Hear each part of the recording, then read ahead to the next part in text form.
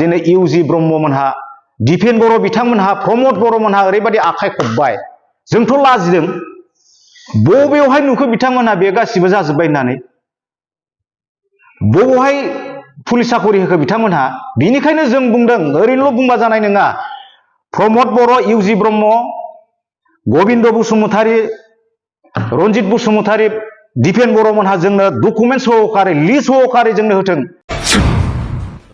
बिटिसिनि सिएम प्रमद बर' बिथांजों लोगोसे नैबे बिटिआर सालायगिरि दैदेनगिरि बिथांमोन इउजि ब्रह्म रोनगोरा नार्जारी गबिन्द बसुमतारी रन्जित बसुमतारी बिथांमोना बे फैसाखौ लाबोना बहा दोनखुमा फैखो ओरैबायदि बुंबाय नरेन्द्र मदि बिथाङा जोंनि एक्स एनडिबि फोरनि थाखाय 1500 कौटि थाखा भारत सरकारा हरदों होननानै धन्यबाद निउज मिडियाजों लोगोसे गासै निउज नायगिरि बिथांमोननिसिम जोंनि एक्स एनडिबि फोरनिफ्राय खुलुमनायखौ जासिहरग्रोनाय जाबाय जोंनि दिनैनि बे निउज मिडियायाव बुंनायनि मेन खारना बेनो नोंथांमोनखौ लेंहरनायनि मेन खारना बेनो थांनाय 15 तारिखआव दिल्लीयाव बर'लेण्ड महाउत्सव खुंनाय जादोंमोन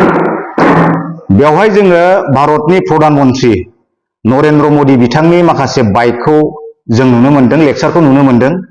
आरो बे लेक्चारखौ खोनानानै जों ओरैबायदि मोनसे आसुरित फिलिंस खालामदों आरोना ओरैबायदि बुंबाय नरेन्द्र मदि बिथाङा जोंनि एक्स एनडिबि फोरनि थाखाय 1500 कौटि थाखा भारत सरकारा हरदों होननानै दा बेखौनो जों दिनै आसुरित जादों बे 1500 कौटि थाखाखौ लाबोनानै जोंनि बिटिसिनि सिएम प्रमद बर' बिथांजों लोगोसे नैबे बिटिआर सालायगिरि दैदेनगिरि बिथांमोन इउजि ब्रह्म रोनगोरा नार्जारी गबिन्द बसुमतारी रन्जित बसुमतारी बिथांमोना बे फैसाखौ लाबोना बहा दोनखुमा फैखो जोंनि कुइसना बे बिथाङा दिनै नरेन्द्र मदि बायदि सासे भारतनि प्राइम मिनिस्टाराथ' नंखाय खोथा बुङा फैसाखौथ' हरमारदों किन्तु बिथांमोनहा गावसोरखौनो ओरैबायदि बुंनानै लाबाय प्राइम मिनिस्टार बिथांनि सिगाङावहाय एक्स एनडिबि फ्रालायनो माने गासिबो फैसाखौ मोनजोब्बाय 4000 नि बारा मानसिया फैसा मोनबाय होननानै बुंदों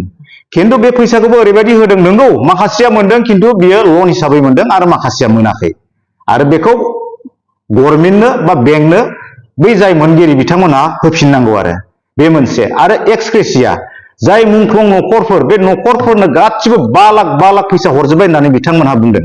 किन्तु बेथ' नंखाय जोंनि तामुलपुरावनो अनेक मथा मथि तामुलपुरावनो 400-500सो मार्टियार न'खर दङ बिथांमोननो दिनै सासेबो मोनाखै जों नाम मख'नानै बुंनो हायो सेनियर बेवहाय लिडार बाबुल बर' होननाय दङ बिथाङा जुडिशियेलमोन काउन्सिलनि जुडिशियेलमोन बिथाङा मोनाखै थिग बेबादिनो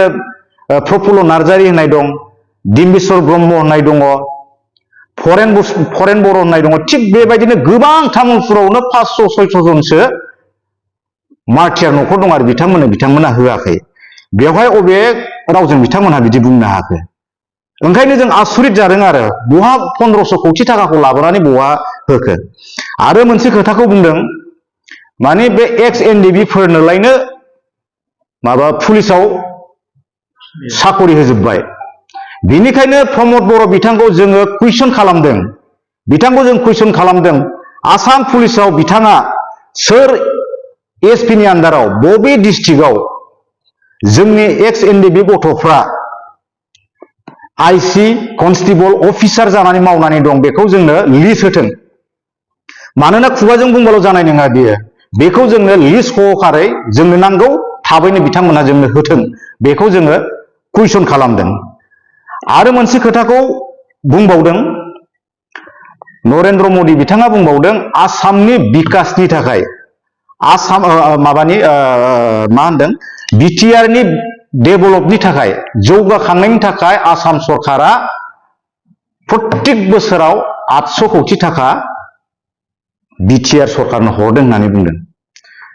जुदि जों पिस एकर्ड खालामदोंब्ला बे फैसाखौ बहा बाहायखो बेखौ जोंनोबो नांगोन बोसोरावनो जुदि 800 कौटि जुदि फैसा हरदोंब्ला मथा मथि दा बोसोरब्रै जाबाय नङा होमबा बोसोरब्रैयाव 3200 कौटि थाखा दिनैहाय बिटिआर गभर्नमेन्टआ मोनबोबाय जिहेतु जोंबो स्टेक हल्डार एनडिबि नि थ्रुयैसो नैबे फिस एकर्डआ जादों बिटिआर एकर्ड होनना बुङाखै नरेन्द्र मदि बिथाङा फिस एकर्ड होननानै बुंदों जुदि फिस एकर्ड जामारदोंब्ला बे उन्नयननि फैसाया बहा थांखो स्पेसियेलि बुंदों एडुकेसन आरो हेल्थ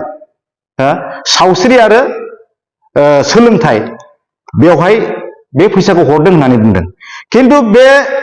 800 कौटि फैसाजों बोसोरसेयाव 800 कौटि मोननाय फैसाखौ बबेयाव खैखान कलेज बिथाङा बानायखो बेखौ जोंनो हिसाब हो आरो मोनबेसे मेडिकेल बानायखो बिथांमोना जोंनो होदो स्पेसियेलि मोननै डिपार्टमेन्टनि थाखाय हरदों होनना बुंदों एडुकेसन आरो हेल्थ बेखौ जोंनो हो जि समाव नरेन्द्र मदिया मानगोनां भारतनि प्राइम मिनिस्टार नरेन्द्र मदिया जिथिया खोथा बुंदोंमोन एनडिबि फोरनो बिदि होबाय होननानै एनडिबि फोरनो साकरि होबाय एनडिबि फोरनो एक्सग्रेसिया होबाय थांनानै थानाय माबाफोरनो फैसा होबाय होननानै 4 लाख करि होबाय होननायाव आरो जेल मुक्त जाबाय केस जोबजोबबाय होननायाव दिनै इउजि ब्रह्ममोनहा दिपेन बर' बिथांमोनहा प्रमद बर'मोनहा ओरैबायदि आखाइ खबबाय जोंथ' लाजिदों बबेयावहाय नुखो बिथांमोनहा बे गासिबो जाजोबबाय होननानै बबेयावहाय पुलिस साकरि होखो बिथांमोनहा बेनिखायनो जों बुंदों ओरैनोल' बुंबा जानाय नङा प्रमद बर' इउजि ब्रह्म गबिन्द बसुमतारी रन्जित बसुमतारी दिपेन बर'मोनहा जोंनो डकुमेन्ट सहकारै लिस्ट सहकारै जोंनो होथों बबे डिस्ट्रिक्टआव जोंनि एक्स एनडिबिफ्रा सोर एसपि नि आन्दाराव आइसि ना कनस्टेबल ना असि जानानै दं ना अफिसार जानानै साख्रि मावनानै दङ बेनि हिसाबखौ जोंनो होथों हायोबा बिथांमोना जों लाजिदों बिथांमोना जि बिराद आखाइ खबलाबायदों खिन्थु प्रमद बर'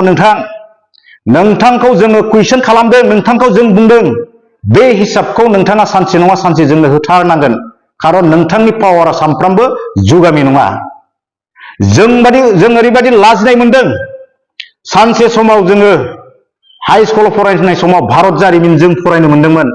भारत जारिमिनाव औरंगजेबा मा खालामदोंमोन गावनि फंबायफोरखौ बुथारजोबनानै गावनि बिफा शाहजाहानखौ बे जेलाव लाइफ टाइम जेलाव दोननानै बे राजा जादोंमोन थिग बेबायदिनो दिनै प्रमद बर'आ जोंनि एनडिबि सेंग्राफोरखौ गोथाङै बुथारबाय थांनानै थादोंब्लाबो दिनै एनडिबिनो एक्रेसिया एनडिबिनो रिहेबिलिटेसन होनांगौब्लाबो बेखौ बिथाङा दिनै होआखै जोंनि एकाउन्टआव लिरना लाबोखानाय बायदि जोंनि सेंग्राफोरनो स्पेसियेल रिक्रुटमेन्ट होनांगौमोन आर्मि मिलिटारि पुलिस बैसो थानाय मानसिफोरखौ बेखौ बिथाङा सासेबो होनो हायाखै जेलाव दोनबाय गोथां बिथांमोना थैनानैनो दङ बिथांमोनखौ दिनै बुथारदोंना बुथाराखै प्रमद बर' बिथाङा दिनै जायनिखि जोंनि आन्दलननि फाउन्डार लिडार बे लिडारखौ शाहजाहान बायदि जेलाव जोबथेनानै दोननानै बिथाङा बे औरंगजेबनि आखुजों दिनै जोंनि बिटिसिखौ सासन खालामदों आरो बिटिसिआव दिनै दुखुनिसो माखासे देंखो दामहोदों बिथाङा दिनैहाय बेनिखायनो बुंदों प्रमद बर' जोंनो हिसाब नांगौ 1500 कौटिखौ बहा गारखो बहा बाहायखो आरो जोंनि एनडिबिखौ प्राइम मिनिस्टार बिथांनो नोंथाङा बुंनाय बायदिनो नोंथांमोनाथ' बुंदों दिनै एक्स एनडिबिफोरखौ पुलिस मिलिटारियाव बा आसाम पुलिसाव सोबाय होननानै नोंथांमोना बुंदों बिनि थाखायसो दिनै नरेन्द्र मदि बिथाङा दिनै बे बर'नि महा उत्सब दिल्लीयाव स्पष्ट भाबै बे खोथाखौ बुंनो हादों ओंखायनो जोंनो नोंथाङा थाबैनो जोंनि बे एनडिबि एक्स एनडिबि केडारफ्रा बबे डिस्ट्रिक्टआव सोर एसपि नि आन्दाराव कनस्टेबल जानानै दं ना असि आइसि अफिसार जानानै दं नोंथाङा लिस्ट सहकारै डकुमेन्ट सहकारै जोंनो स्पष्ट खालामनानै होनांगौ बेखौ जों दिनै नोंथांमोननाव प्रमद बर' इउजि ब्रह्म दिपेन बर' गबिन्द बसुमतारी आरो रन्जित बसुमतारी नोंथांमोनखौ जोङो स्पष्ट खालामनो थाखाय जों दिनैहाय तामुलपुरनिफ्राय एक्स एनडिबि जानानै नोंथांमोनखौ स्पष्ट होनो थाखाय जों खावलायदों गोजोन्थों।